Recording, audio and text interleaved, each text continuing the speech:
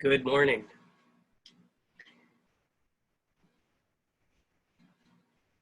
Well, this morning, I'd just like to get right to it, talk a little bit about what a strange time we're in. We all know that. I think this is the strangest time I've seen in my life. And, things are going okay. I feel like for me, my practice is serving me well. I know what to do. I have a practice that I've been following for a long time, and I find that following those same things is very helpful and very meaningful for me. And so in a sense, I know what to do. But at the same time, I have to ask myself, what is my Zen practice right now? And sometimes I have this kind of, nagging longing to kind of make sense of it all. And kind of, I ask myself, well, what is it today? What is my approach today? What is it I need to do? And those answers don't always come. And I'd like to acknowledge that is the situation. I think that may be true for many of us. So I think practice right now for many of us is something about being open, about being comfortable with not knowing, maybe being comfortable with discomfort. I think our practice has to do maybe with not having too many expectations, about not adding to the suffering that is already there by expecting things to be a certain way. Oh, I should be this way, but I'm not. What's wrong with me today? Being open, seeing things new, not having unrealistic expectations, all of those things can help. And this morning, to help me think about these questions a little bit, I'm going to talk about one of the most familiar stories in Buddhism. And this is the story of the Buddha leaving the palace for the first time and what he saw, the four sights, also known as the four signs. So this is a story about something that happened a long time ago, but I think it's relevant for what we're doing now. Many of you are very familiar with this story. There are a lot of versions of it out there. The version I'm relying on this morning is from the Buddha Charita, or the Deeds of the Buddha, and it's attributed to Ashvaghosha and was written between the 1st and 2nd centuries. And it appears in this book called The Buddhist Tradition. And this is my copy. When I buy a book, I usually write my name in it and when I bought it. And this one says September 1974. So I've had this book for 46 years. It's holding up pretty well. It's kind of getting that old book smell. But today, one of my themes is going to be making practice new. But I gotta say that even though we need to make our practice new, there are certain things that we carry forward for a long time, like an old Dharma book or maybe an old Dharma friend that really feel good. And that stuff is okay too. Anyway, this book says that Ashvaghosha drew on authoritative accounts of the Buddha's life, which had been some 600 years earlier. It says that Ashvaghosha rejected some of the more extravagant stories that had grown up, but his account is still pretty extravagant, as you will see. It's implausible and it's fantastical with gods intervening and things like that. But that's okay. It's a story that reveals a truth about human existence. It doesn't really matter whether it's literally true or not. So first we have to understand, which many of you are very familiar with.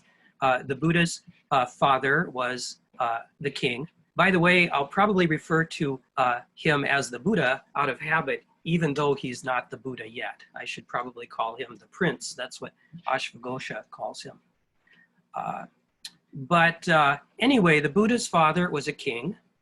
When he knew the Buddha was, when he knew he was going to have a child, he called upon a soothsayer to come in and give him a prophecy. And this person said that the coming child would either grow up to be a great king, a great worldly leader, or a great seeker of the truth, meaning a holy person. Well, the king wanted his child to grow up to be just like him, as parents often do.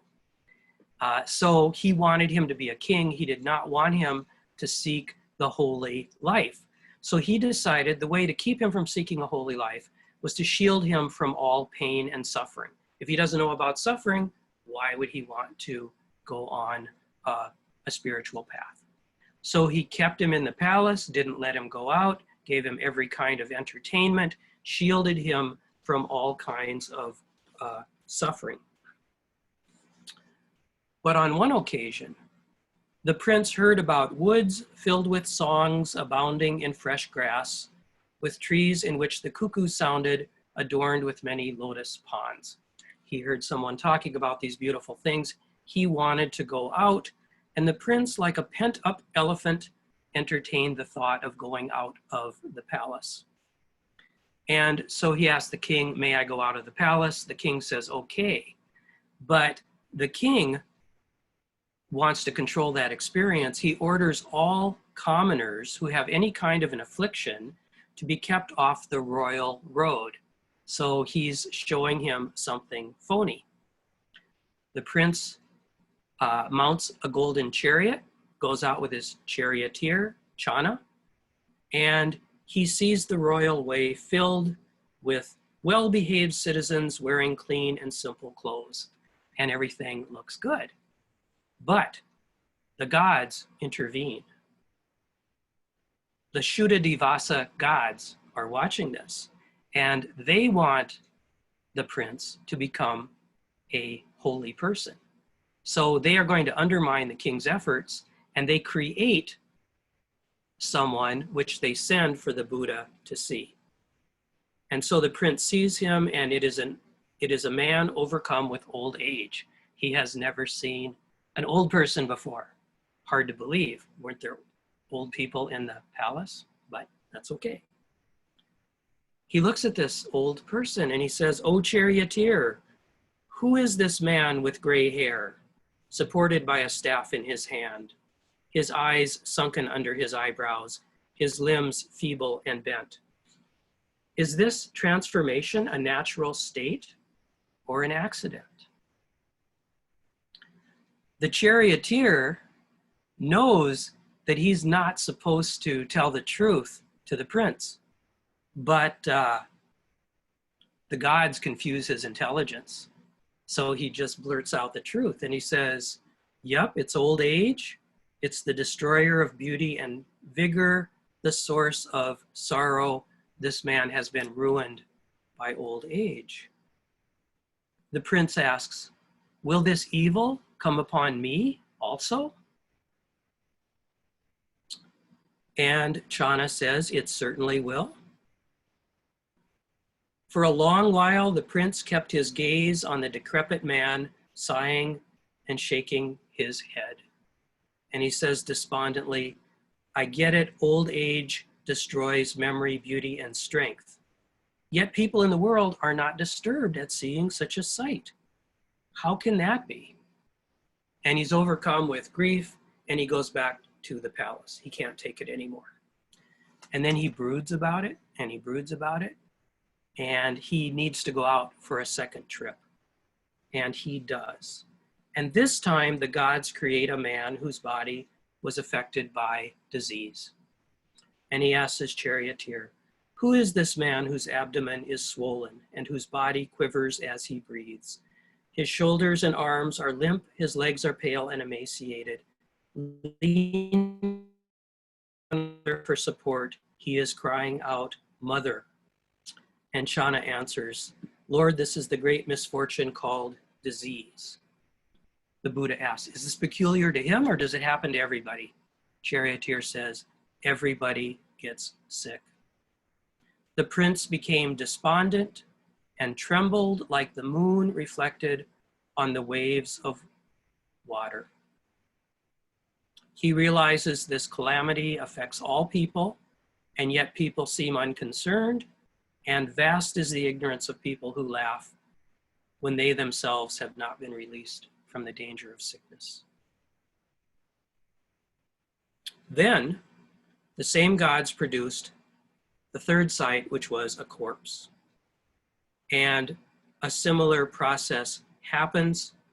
The Buddha realizes what death is. He asks if it's going to happen to him. He finds out it is. He says, this is the inescapable end for all people. Yet people feel unconcerned. So those are the first three sights. The fourth sight happens a little later. The Buddha, after seeing this third sight, he goes home and he enters in really his first meditation because he's so distraught. He's never had a reason to meditate before. He hasn't had any problems. But he sits and he meditates, and I think he's a natural at it. And his mind becomes firm, and he is released from mental distractions. And he becomes filled with extreme joy and bliss. And then he meditates on the course of the world, and he sees clearly all of the evils of the world. And he's in a passionless, pure insight into these things, and a person appears to him. It's a mendicant, a beggar, a wandering monk. And the prince says, "Who are you?" He says, "I'm a mendicant who has renounced the world for the sake of deliverance. I search for a blessed and indestructible state. I am free from the evils of passion arising from the objects of sense. Living wherever I happen to be, at the foot of a tree, in a deserted house, in the mountains or in the woods, I wander about, living on the alms I receive, without ties to person or place, and with no expectations." Saying this, the mendicant then flew to the sky as the prince watched. So he had been sent by the gods as well. The prince now knew what he should do and began thinking of a way to leave his home. Excuse me a second.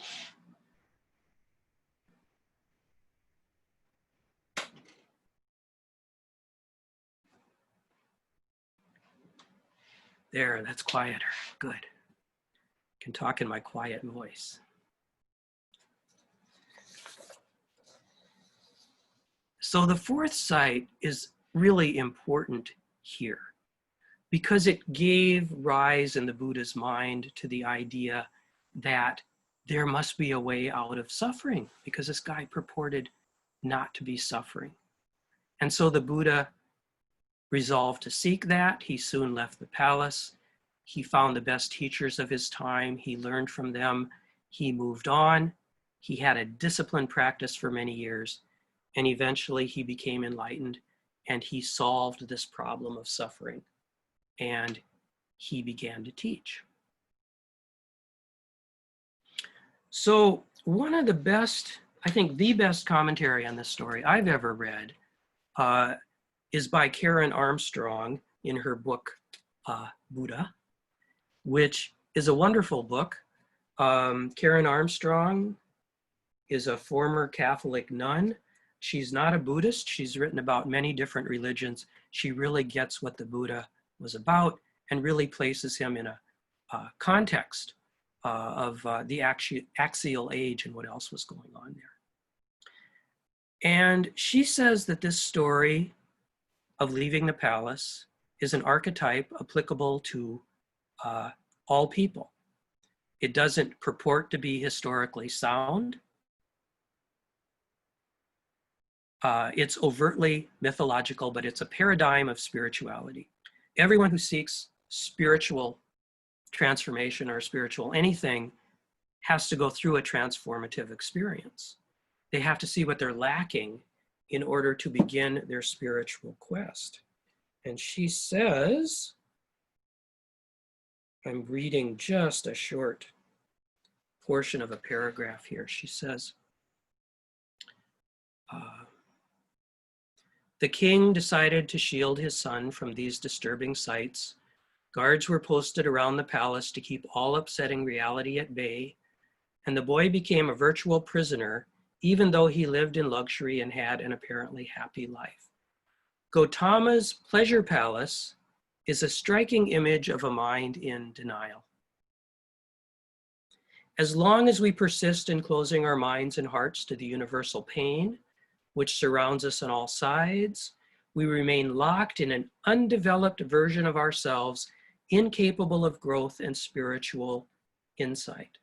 The young Siddhartha was living in a delusion, since his vision of the world did not coincide with the way things really were. And then she says that once he has seen the four sights, a shift had occurred in Gautama's view of the world. Now that he was aware of the suffering that lay in wait for every single being, without exception, everything seemed ugly, even repellent. The veil that had concealed life's pain had been torn aside. How oppressive and stifling it is, Gautama exclaimed. He leaped out of bed and resolved to go forth that very night. So it's a wonderful metaphor. I think it's not very plausible that he knew nothing about suffering and then suddenly learned about all of it. But it's a wonderful metaphor for how our eyes open and we gradually became aware of things. And then sometimes there's a tipping point that might drive us toward taking up some kind of practice because we realize this is serious business. And I'm sure many of you could tell me stories of how this process has worked for you. Maybe it was gradual, but maybe there was something kind of sudden. Maybe some external event came. And I know that great suffering preceded my own commitment to this practice. The veil that had concealed things was torn aside. And it seems to me that this is something we can really relate to at the present time.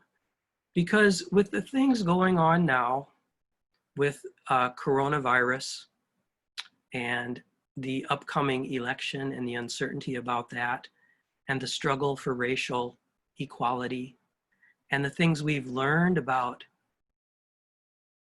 dysfunction in our nation and some of the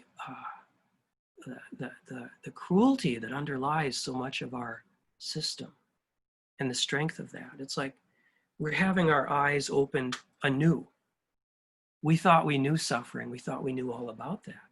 And yet here we're seeing it on a deeper level, maybe personally and on a societal level as well. And maybe our usual ways of dealing with this are not working so well. And maybe we're confused about that. So maybe we're a little stunned. And I think right now, we're kind of like the Buddha looking at a sick man for the first time. What is this?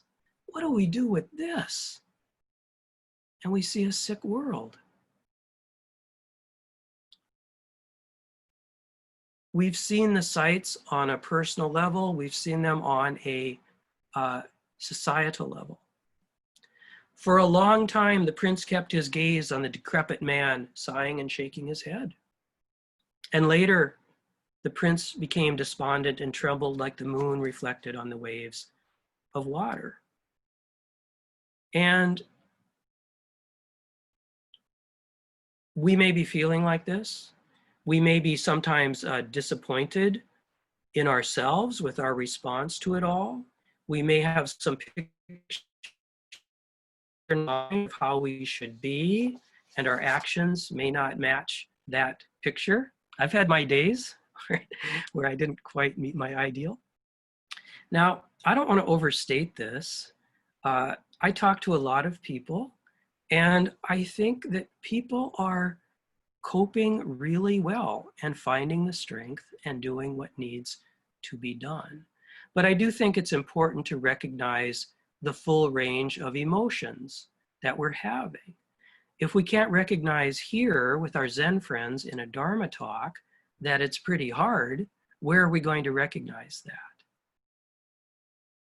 Now, I truly believe we have the strength to get through this. We have our practice and we have each other. But I'm not going to be superficial and pretend that it's not hard. And here's the point, of course, we don't have to stay here staring at the sick man. The Buddha didn't stay there staring and shaking his head in consternation forever. He went forth and he resolved to do something about it. And that's the point of Buddhism. Buddhism is about suffering and the relief of suffering. So what did the prince do? The fourth sight is the key to ending suffering. The prince saw the mendicant, now he knew what he should do, meaning he would begin his spiritual practice. And that's what he did.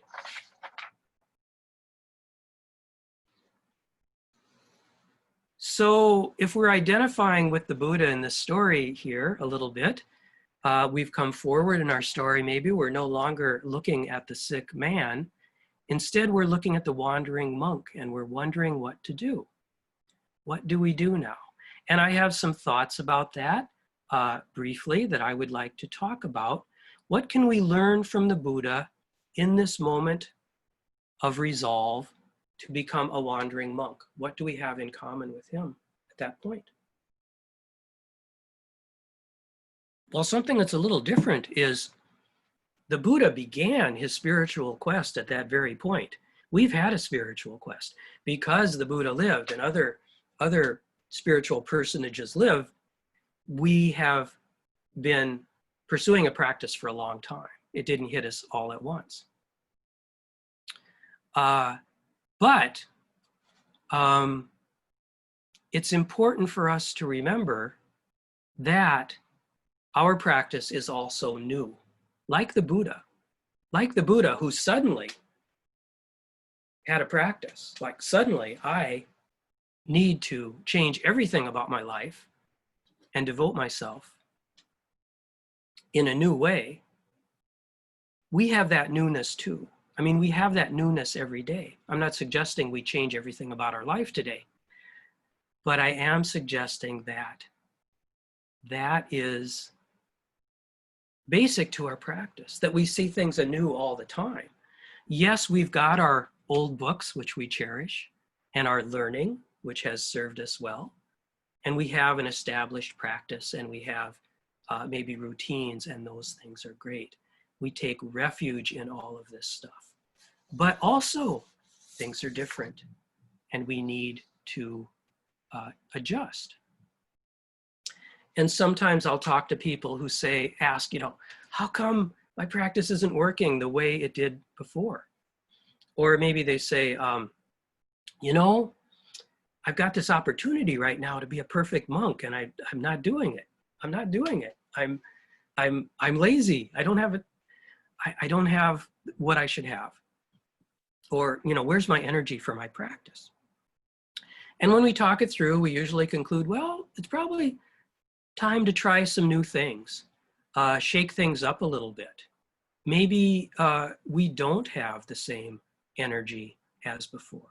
Maybe we really need more time right now to recharge, and that's fine. Take that time to recharge, whatever it is that helps you with that. Some things may be a little relaxing, but not recharging, like watching TV is not so good, but finding something you enjoy doing, something maybe routine, me, you wouldn't believe how much time I've spent weeding my lawn. I think my neighbors all think I'm really strange, but I find that really relaxing. It's when I pull weeds, um, I just fall into something where the thoughts come in and I spend some time with them and then they go again, and it's a wonderful mindful activity. So it's not about the weeds in my yard, it's about the weeds in my mind. And actually, I love the weeds in my mind. I don't pull them, I don't have to, I just let them visit, and then they kind of voluntarily leave again. So that's a very helpful thing, to engage in those mindful activities, or going for walks. We don't want to constrict ourselves with an idea of what our practice should be. We want to make our practice new, like the Buddha did. He left the palace, he cut his hair, he gave away his clothes, and he must have asked himself, what now? That's our question, what's now? Second, I think it's good to accept that it's quite normal not to come up right away with a good answer to how we should be. You may try some things that don't work. The Buddha's path was long and arduous, and it didn't always work for him either. He spent years in an ascetic practice, starving himself, driving himself nearly to the point of death. And ultimately, he learned that all of that had not been necessary, that the middle way was the answer. He had gotten it wrong. So that's okay. It's going to happen. We're going to get it wrong. We can accept that life is going to be disappointing and chaotic. So 3, remember the middle path. And that's what the Buddha discovered when he realized that asceticism wasn't helpful. You can't be too relaxed and too loose, or you won't really have a spiritual life at all. But you also can't be too tight. You need enough well-being to do your practice well. And that's how it is for us now. We have to work on our well-being. One person told me, I don't feel very spiritual right now. Basically, I'm just surviving now. That's all I've got the energy for. Well, it is what it is, right? Maybe you lack the energy to do your usual version of your spiritual practice. So of course you accept that, that's true. And you work within that situation. You give yourself to survival. That's your practice. That's not taking time off from practice. So let's not add to the suffering by thinking our practice should be different, that we should be in some ideal monastery, being an ideal monk. No, we're in the 2020 monastery. It's a new kind of monastery that's never been seen before, and we're inventing it. So the choices we make on what to do may not seem overtly spiritual, but if we choose to go for a walk or a bike ride rather than sitting home, watching TV, say, it's a choice to be present rather than caught in our head. If you're making that choice to be present, that's a spiritual activity. And the 4th thing is asking, what is it now? And that is the essence of Zen practice.